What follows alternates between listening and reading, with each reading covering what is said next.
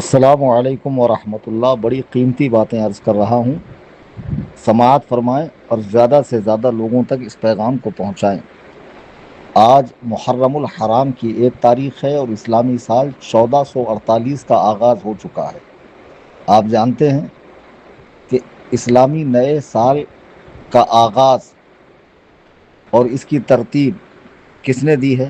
حضرت سیدنا امیر المؤمنین خلیفۃ المسلمین مراد رسول خسر رسول سیدنا عمر فاروق اعظم رضی اللہ تبارک و تعالی عنہ نے دی ہے۔ جی ہاں، حضرت عمر رضی اللہ تعالیٰ سے پہلے اسلامی سال کا باقاعدہ آغاز نہیں ہوا تھا۔ حضرت عمر رضی اللہ تعالیٰ نے اس کا آغاز کیا اور اس کو آپ نے ہجرت سے شمار کیا ہے۔ رسول کریم علیہ الصلاۃ والتسلیم جب مکۃ المکرمہ سے مدینہ طیبہ آئے تو وہاں سے آپ نے اس کو یادداشت کی بنیاد پہ جوڑا اور پھر اسلامی تاریخ کا باقاعدہ آغاز ہوا۔ حضرت عمر رضی اللہ تعالیٰ وہ صحابی ہیں، وہ جلیل القدر صحابی ہیں کہ جن کے بارے میں صحاح ستہ میں بکثرت روایتیں موجود ہیں، حتیٰ کہ ائمہ اہل بیت سے بھی آپ کی شان محدثین نے لکھی ہے، نقل کی ہے۔ حضرت علی رضی اللہ تعالیٰ کی روایت ہے کہ اللہ کے نبی نے فرمایا کہ عمر جنت والوں کے چراغ ہیں۔ جب حضرت عمر تک یہ بات پہنچی تو آپ حضرت علی کے پاس پہنچے، کہا آپ نے خود اللہ کے نبی سے سنا؟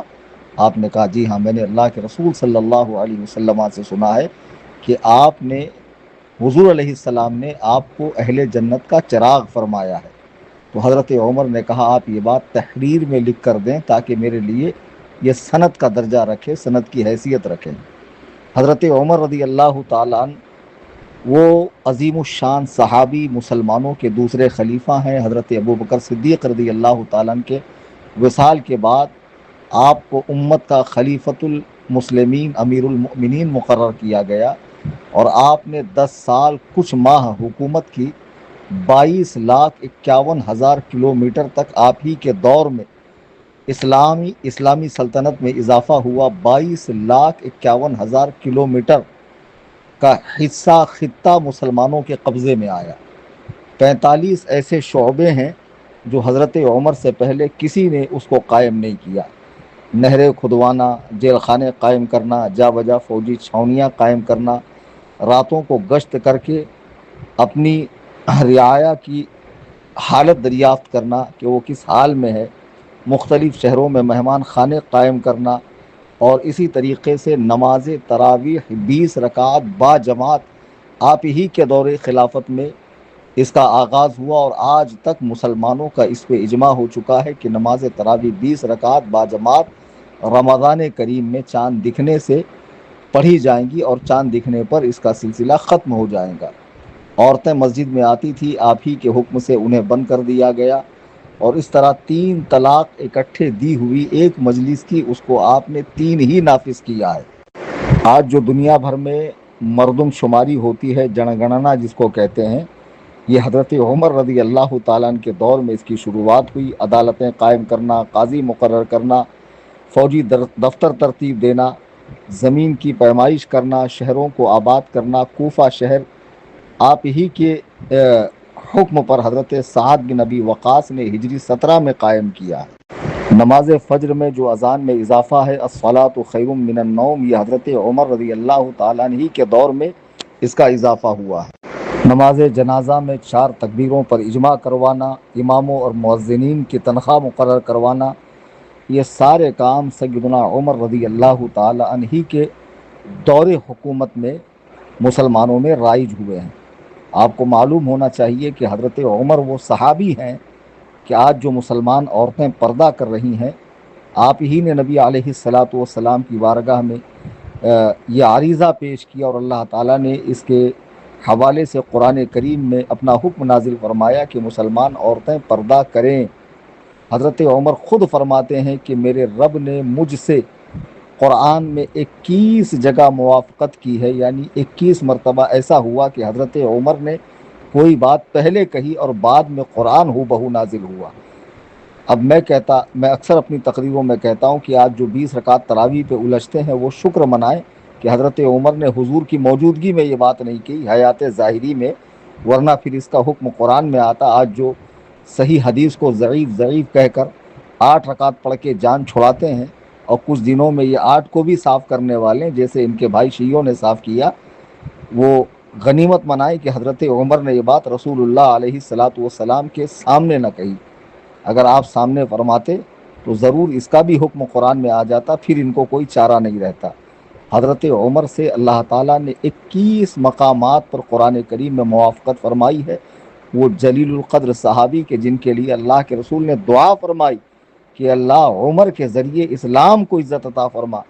2 نام آپ نے بارگاہ خدا میں پیش کیے، ابو جہل کا اور حضرت عمر کا، لیکن اللہ رب العزت کو عمر کے ذریعے اسلام کو عزت دینی تھی، اور ابو جہل کے مقدر میں تاریکی، کفر، ضلالت اور گمراہی اور شرک و بدعات تھا، لہٰذا اس بدبخت ازلی اور ابدی جہنمی کے حصے میں اسلام نہیں آیا، اور حضرت عمر مشرف با اسلام ہوئے، اور اسلام کی وہ عظیم الشان خدمت انجام دی ہے کہ بیت المقدس آپ ہی کے دور میں فتح ہوا ہے۔ جی ہاں، حضرت عمر جلیل القدر صحابی ہیں، رسول اللہ کے پہلو میں لیٹے ہوئے ہیں، اور حضور فرماتے ہیں کہ آسمان میں میرے 2 وزیر ہیں اور زمین پر میرے 2 وزیر ہیں، ابو بکر و عمر۔ آج اسی عمر فاروق رضی اللہ تعالیٰ عنہ کا یوم شہادت ہے، 1 محرم الحرام، اور جیسا کہ میں نے عرض کیا کہ اسلامی سن، اسلامی سال، اسلامی تاریخ کا آغاز آپ کے دور خلافت میں ہوا، جس پر آج تک مسلمان عمل کر رہے ہیں، حتیٰ کہ آپ کے سب سے پکے دشمن رافضی بھی یہ تاریخیں لیتے ہیں، اور در پردہ آپ کے چھپے ہوئے دشمن بدبخت غیر مقلدین بھی اس تاریخ سے فائدہ اٹھاتے ہیں۔ حضرت عمر کا آج یوم شہادت ہے۔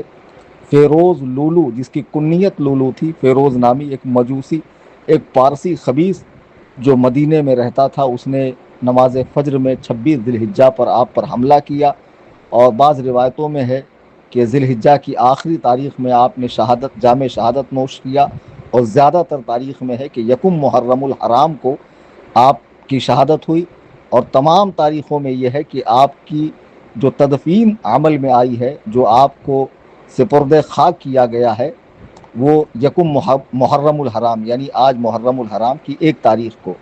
حضرت عمر جلیل القدر صحابی ہیں، رسول کریم علیہ الصلاۃ والسلام کے چہیتے ہیں، نور نظر ہیں، منظور نظر ہیں، آپ کے قریبی ہیں، آپ کے زمین پر وزیر ہیں، بے شمار آپ کے فضائل ہیں۔ اللہ کے نبی نے فرمایا کہ میرے بعد ابو بکر و عمر کی اقتدا کرنا، یہ صحیح حدیث موجود ہے۔ ائمہ اہل بیت سے بھی آپ کے مناقب موجود ہیں، حتیٰ کہ حضرت سیدنا علی رضی اللہ تعالیٰ نے اپنی بیٹی ام کلثوم کو بھی آپ کے عقد میں دیا، نکاح میں دیا۔